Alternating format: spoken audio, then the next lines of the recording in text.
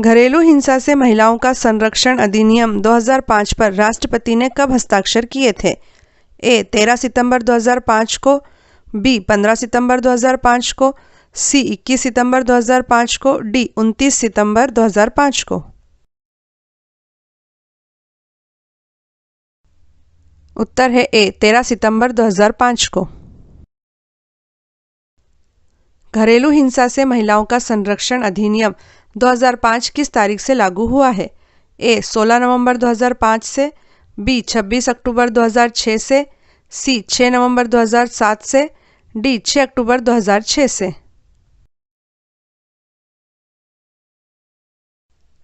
उत्तर है बी 26 अक्टूबर 2006 से। घरेलू हिंसा से महिलाओं का संरक्षण अधिनियम 2005 में कुल कितने अध्याय हैं? ए 3, बी 5, सी 7, डी 10।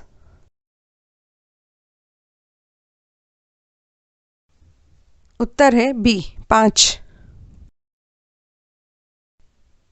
घरेलू हिंसा से महिलाओं का संरक्षण अधिनियम 2005 में कुल कितनी धाराएं हैं? ए 21, बी 31, सी 37 या डी 27।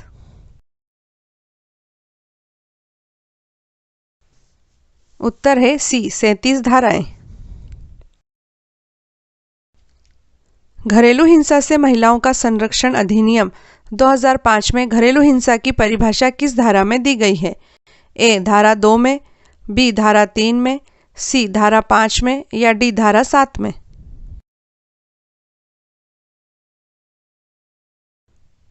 उत्तर है बी धारा 3 में।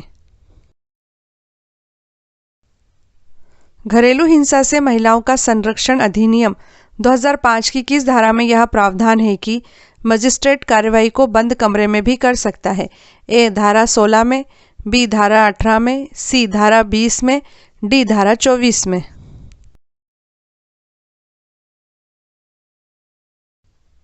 उत्तर है ए धारा 16 में। घरेलू हिंसा से महिलाओं का संरक्षण अधिनियम 2005 भारतीय संविधान के किस अनुच्छेद के अंतर्गत आता है? ए अनुच्छेद 10, 11 तथा 20, बी अनुच्छेद 14, 15 तथा 21, सी अनुच्छेद 19, 20 तथा 22, डी अनुच्छेद 10, 15 तथा 16।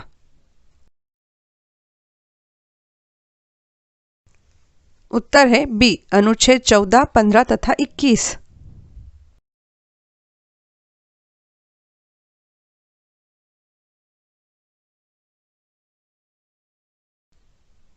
किशोर न्याय अधिनियम अर्थात द जुवेनाइल जस्टिस एक्ट 2015 को किस दिन लोकसभा ने पारित किया था? ए 15 मई 2015 को, बी 12 जून 2015 को, सी 7 मई 2015 को, डी 17 अगस्त 2015 को। उत्तर है सी 7 मई 2015 को। किशोर न्याय अधिनियम 2015 को किस दिन राज्यसभा ने पारित किया था? ए 22 दिसंबर 2015 को, बी 15 जून 2015 को, सी 7 जुलाई 2015 को, डी 1 नवंबर 2015 को। उत्तर है ए 22 दिसंबर 2015 को। किशोर न्याय अधिनियम 2015 पर किस दिन राष्ट्रपति ने हस्ताक्षर किए थे?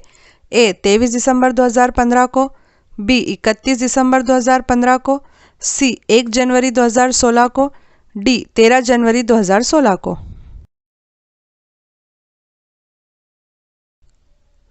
उत्तर है बी 31 दिसंबर 2015 को। किशोर न्याय अधिनियम 2015 किस दिन से देश में लागू हुआ है? ए 31 दिसंबर 2015 से, बी 1 जनवरी 2016 से, सी 15 जनवरी 2016 से, डी 26 जनवरी 2016 से।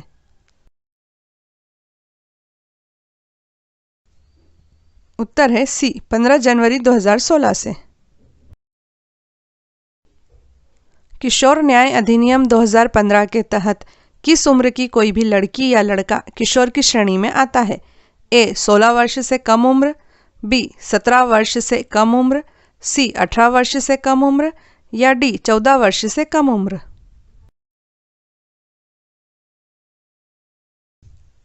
उत्तर है सी 18 वर्ष से कम उम्र। किशोर न्याय अधिनियम 2015 के तहत बच्चों को कितनी श्रेणियों में विभाजित किया जाता है? ए 2 श्रेणियों में, बी 3 श्रेणियों में, सी 4 श्रेणियों में या डी 5 श्रेणियों में? उत्तर है ए 2 श्रेणियों में। पहली श्रेणी है कानून का उल्लंघन करने वाले बच्चे, दूसरी श्रेणी है देखरेख और संरक्षण के जरूरतमंद बच्चे। किशोर न्याय अधिनियम 2015 के तहत जघन्य अपराधों के मामलों में किस आयु वर्ग के बालक को किशोर न्याय बोर्ड द्वारा प्रारंभिक आकलन करने के बाद वयस्क माना जा सकता है? ए 15 से 18 वर्ष की आयु, बी 16 से 18 वर्ष की आयु, सी 14 से 18 वर्ष की आयु, डी 17 से 18 वर्ष की आयु?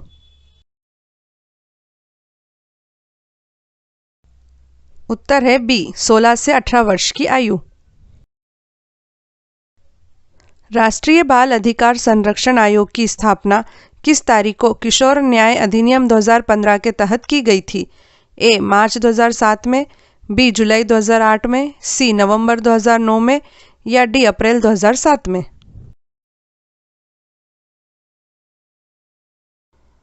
उत्तर है ए मार्च 2007 में। किशोर न्याय अधिनियम 2015 के तहत ऐसे अपराध जिनमें 7 वर्ष से अधिक की सजा का प्रावधान है, इस प्रकार के मामलों का विचारण कौन करेगा? ए राष्ट्रीय बाल अधिकार संरक्षण आयोग, बी न्यायिक मजिस्ट्रेट, सी प्रथम न्यायिक मजिस्ट्रेट, डी बाल न्यायालय?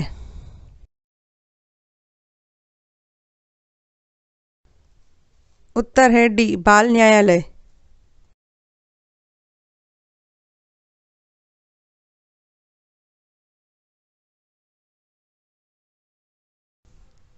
महिलाओं का कार्यस्थल पर लैंगिक उत्पीड़न अधिनियम 2013 को भारत के राष्ट्रपति की स्वीकृति किस तारीख को प्राप्त हुई थी?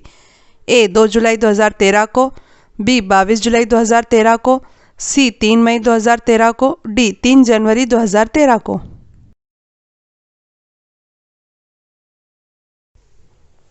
उत्तर है बी 22 अप्रैल 2013 को। महिलाओं का कार्यस्थल पर लैंगिक उत्पीड़न अधिनियम 2013 पूरे देश में कब लागू हुआ है? ए 5 जनवरी 2014 से, बी 9 दिसंबर 2013 से, सी 31 नवंबर 2013 से, डी 12 जनवरी 2014 से?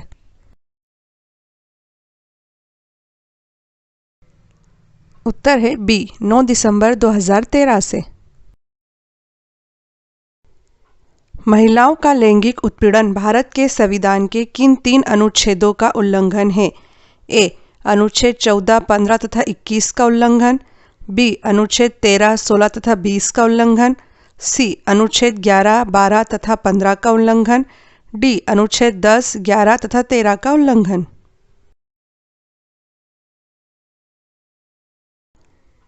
उत्तर है ए अनुच्छेद 14, 15 तथा 21 का उल्लंघन।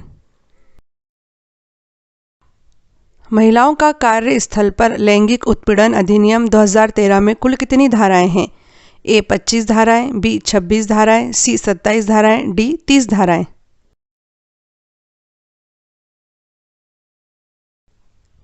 उत्तर है डी 30 धाराएं। महिलाओं का कार्यस्थल पर लैंगिक उत्पीड़न अधिनियम 2013 में कुल कितने अध्याय अर्थात चैप्टर हैं? ए 5 अध्याय, बी 6 अध्याय, सी 8 अध्याय, डी 9 अध्याय?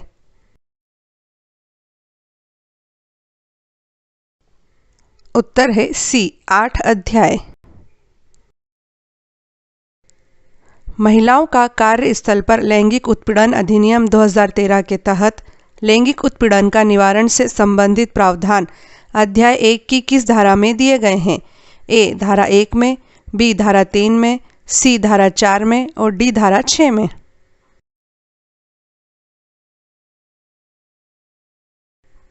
उत्तर है बी धारा 3 में।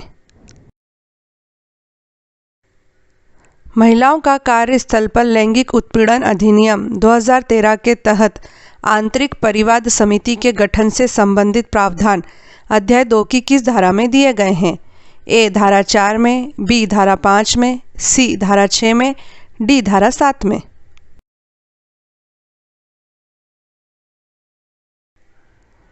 उत्तर है ए धारा 4 में। महिलाओं का कार्यस्थल पर लैंगिक उत्पीड़न अधिनियम 2013 के अंतर्गत 2 समितियों के गठन का प्रावधान है। एक आंतरिक परिवाद समिति और दूसरी स्थानीय परिवाद समिति। आंतरिक परिवाद समिति के गठन का प्रावधान अध्याय 2 में है, वहीं स्थानीय परिवाद समिति के गठन का प्रावधान किस अध्याय में है? ए अध्याय 1 में, बी अध्याय 2 में, सी अध्याय 3 में, डी अध्याय 5 में।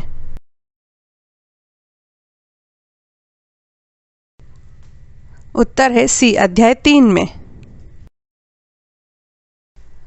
महिलाओं का कार्यस्थल पर लैंगिक उत्पीड़न अधिनियम 2013 की धारा 5 के अधीन जिला अधिकारी के रूप में किसे अधिसूचित किया जा सकता है? ए जिला मजिस्ट्रेट को, बी अपर जिला मजिस्ट्रेट को, सी कलेक्टर तथा डिप्टी कलेक्टर को, डी उपरोक्त सभी।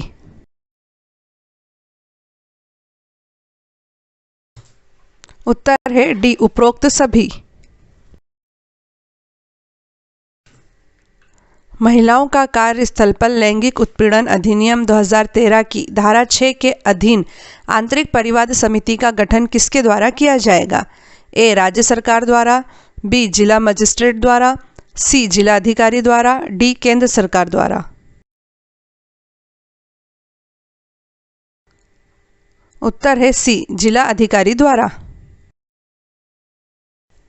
महिलाओं का कार्यस्थल पर लैंगिक उत्पीड़न अधिनियम 2013 के तहत परिवाद अर्थात शिकायत से संबंधित प्रावधान किस धारा में दिए गए हैं? ए धारा 7 में, बी धारा 8 में, सी धारा 9 में, डी धारा 16 में।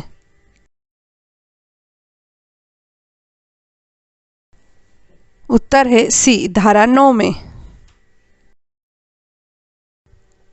महिलाओं का कार्यस्थल पर लैंगिक उत्पीड़न अधिनियम 2013 के तहत मिथ्या या विद्वेषपूर्ण परिवाद अर्थात झूठी शिकायत के लिए दंड का प्रावधान किस धारा में दिया गया है? ए धारा 11 में, बी धारा 14 में, सी धारा 16 में, डी धारा 19 में।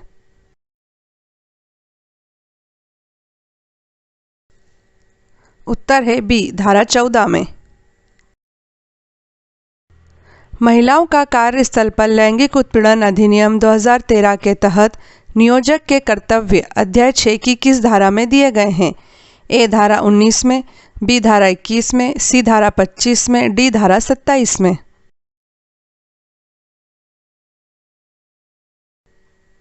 उत्तर है ए धारा 19 में।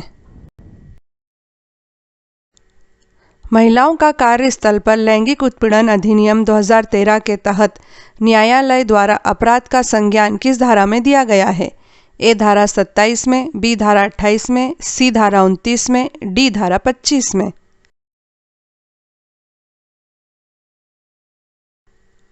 उत्तर है ए धारा 27 में। महिलाओं का कार्यस्थल पर लैंगिक उत्पीड़न अधिनियम 2013 के अंतर्गत समुचित सरकार से क्या अभिप्राय है? ए केंद्र सरकार तथा राज्य सरकार, बी केंद्र सरकार, राज्य सरकार तथा स्थानीय प्रशासन, सी केंद्र सरकार, राज्य सरकार, स्थानीय प्रशासन तथा पंचायतें, डी उक्त में से कोई नहीं।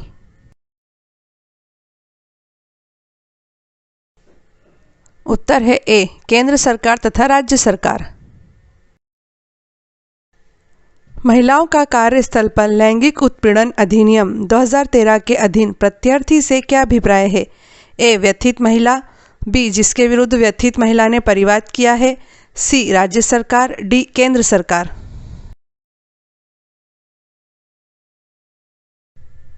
उत्तर है बी जिसके विरुद्ध व्यथित महिला ने परिवाद किया है। महिलाओं का कार्यस्थल पर लैंगिक उत्पीड़न अधिनियम 2013 के तहत आंतरिक परिवाद समिति का गठन कौन करेगा? ए केंद्र सरकार, बी कलेक्टर, सी राज्य सरकार, डी कार्यस्थल का नियोजक।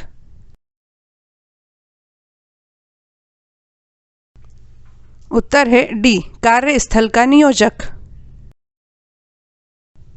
महिलाओं का कार्यस्थल पर लैंगिक उत्पीड़न अधिनियम 2013 के तहत कोई व्यथित महिला कार्यस्थल पर लैंगिक उत्पीड़न का परिवाद कितने माह के भीतर कर सकेगी? ए 1 माह के भीतर, बी 2 माह के भीतर, सी 3 माह के भीतर, डी 6 माह के भीतर।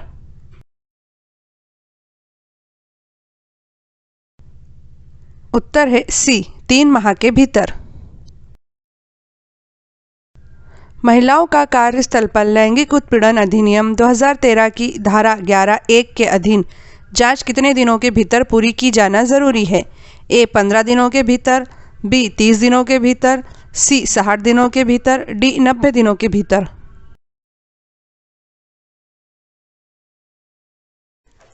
उत्तर है डी 90 दिनों के भीतर।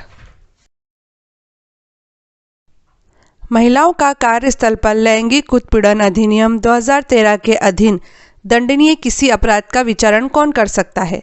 ए मेट्रोपॉलिटन मजिस्ट्रेट, बी प्रथम श्रेणी न्यायिक मजिस्ट्रेट, सी कलेक्टर अथवा deputy collector, D metropolitan magistrate तथा प्रथम श्रेणी न्यायिक मजिस्ट्रेट।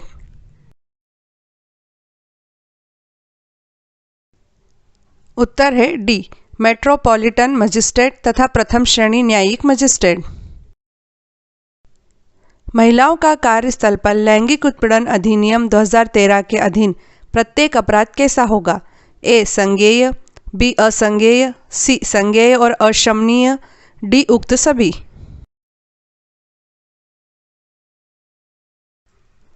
उत्तर है बी असंज्ञेय। असंज्ञेय अपराध का अर्थ यह है कि पुलिस अधिकारी किसी आरोपी को बिना वारंट के गिरफ्तार नहीं कर सकती है, अर्थात कोर्ट से अनुमति जरूरी है। महिलाओं का कार्यस्थल पर लैंगिक उत्पीड़न अधिनियम 2013 के तहत आंतरिक परिवाद समिति में कुल कितने प्रतिशत सदस्य महिलाएं होना आवश्यक है? ए 25%, बी 50%, सी 75%, डी सभी सदस्य महिलाएं ही होंगी।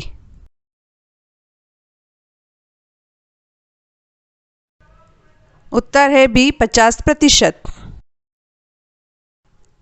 महिलाओं का कार्यस्थल पर लैंगिक उत्पीड़न अधिनियम 2013 के अंतर्गत आंतरिक परिवाद समिति और सदस्यों का कार्यकाल कितना होता है? ए 1 वर्ष, बी 3 वर्ष, सी 5 वर्ष, डी 7 वर्ष।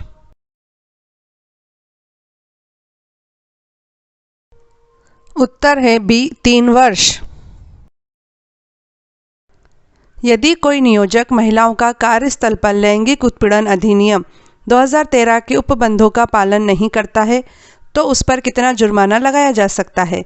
ए 5,000 रुपये का जुर्माना, बी 1 लाख रुपये का जुर्माना, सी 50,000 रुपये का जुर्माना, डी 25,000 रुपये का जुर्माना।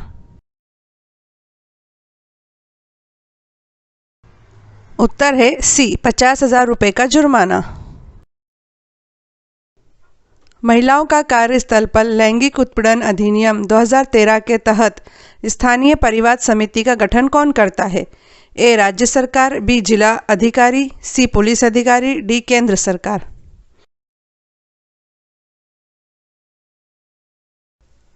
उत्तर है बी जिला अधिकारी। महिलाओं का कार्यस्थल पर लैंगिक उत्पीड़न अधिनियम 2013 के तहत नियम बनाने हेतु कौन सशक्त या समर्थ है? ए केंद्र सरकार, बी राज्य सरकार, सी उच्च न्यायालय, डी जिला प्रशासन।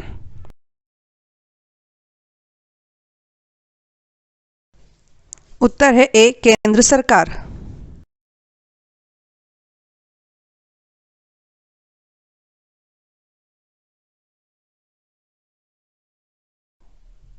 छत्तीसगढ़ टोहनी प्रताड़ना निवारण अधिनियम 2005 को छत्तीसगढ़ के राज्यपाल द्वारा कब स्वीकृति प्रदान की गई थी?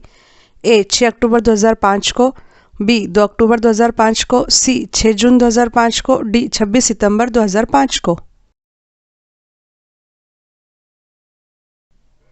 उत्तर है डी 26 सितंबर 2005 को।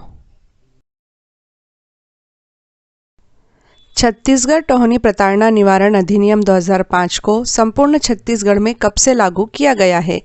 ए 26 सितंबर 2005 से, बी 29 सितंबर 2005 से, सी 30 सितंबर 2005 से, डी 1 जनवरी 2006 से।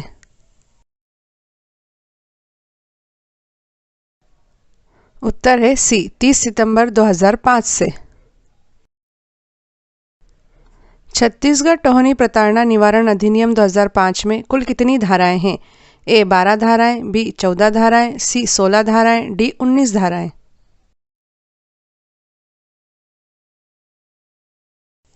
उत्तर है सी 16 धाराएं। छत्तीसगढ़ टोहनी प्रताड़ना निवारण अधिनियम 2005 की किस धारा में टोहनी की पहचानकर्ता, ओझा तथा शारीरिक, मानसिक तथा आर्थिक हानि को परिभाषित किया गया है? ए धारा 1 में, बी धारा 2 में, सी धारा 3 में, डी धारा 4 अ में।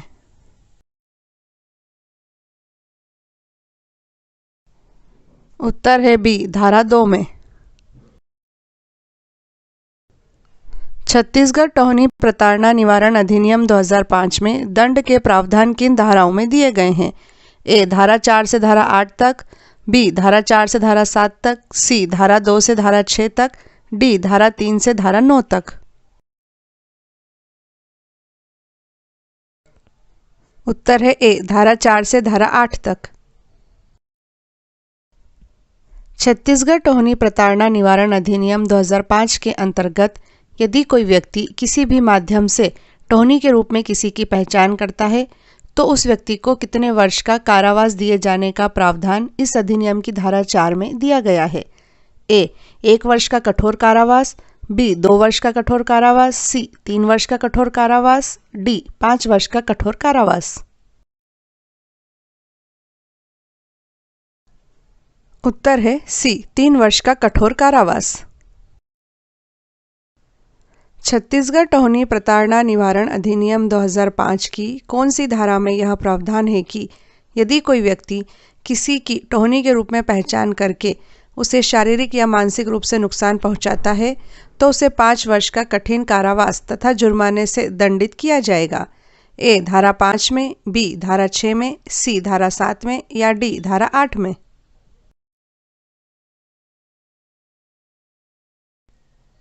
उत्तर है ए धारा 5 में। छत्तीसगढ़ टोहनी प्रताड़ना निवारण अधिनियम 2005 की कौन सी धारा में यह प्रावधान है कि ओझा या तांत्रिक के रूप में कोई व्यक्ति झाड़फूंक, टोना टोटका आदि करता है तो उसे 5 वर्ष के कठोर कारावास तथा जुर्माने से दंडित किया जाएगा? ए धारा 7 में, बी धारा 8 में, सी धारा 6 में, डी धारा 5 में।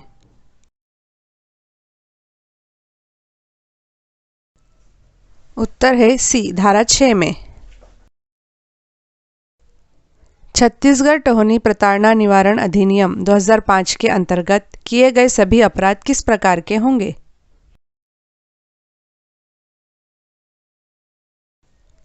उत्तर है डी संज्ञेय और अजमानतीय। संज्ञेय और अजमानतीय अपराध का अर्थ यह है कि अपराधी को बिना किसी वारंट के गिरफ्तार किया जा सकता है तथा उसकी जमानत भी नहीं होगी। छत्तीसगढ़ टोहनी प्रताड़ना निवारण अधिनियम 2005 के अंतर्गत समस्त अपराध विचारणीय होंगे अर्थात सभी अपराधों की सुनवाई कौन करेगा? ए जिला न्यायालय, बी कुटुंब न्यायालय, सी प्रथम श्रेणी न्यायिक दंडाधिकारी, D second grade judicial magistrate.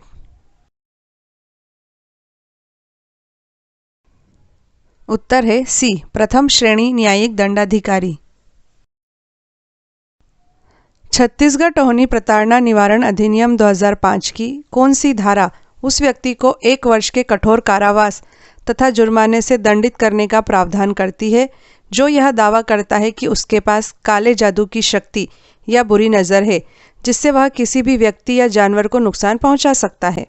ए धारा 5, बी धारा 6, सी धारा 7, डी धारा 9।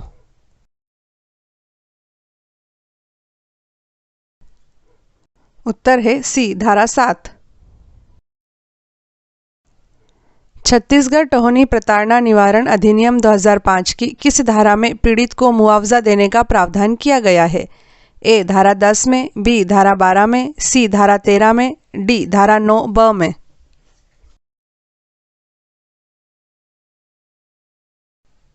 उत्तर है सी धारा 13 में। छत्तीसगढ़ टोहनी प्रताड़ना निवारण अधिनियम 2005 के तहत अधिकतम कितनी सजा का प्रावधान है? ए 5 वर्ष के कठिन कारावास का, बी 7 वर्ष के कठिन कारावास का, सी 10 वर्ष के कठिन कारावास का, डी 12 वर्ष के कठिन कारावास का।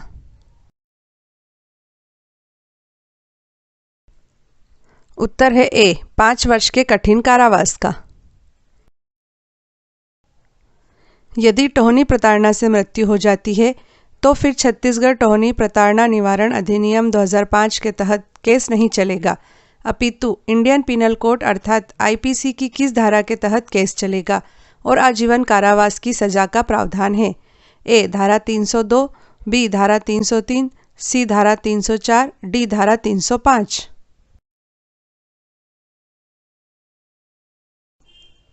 उत्तर है सी धारा 304। छत्तीसगढ़ की film the dark secrets of Tohni में बताया गया है कि छत्तीसगढ़ के ग्रामीण इलाकों में टोहनी या डायन नाम का खौफ पैदा करके महिलाओं को प्रताड़ित किया जा रहा है तथा उनका शोषण हो रहा है। The dark secrets of Tohni film के निर्देशक कौन हैं? A Shiraz Henry, B Robert C Vox, C Sanjeev Bakshi, D Manoj Verma.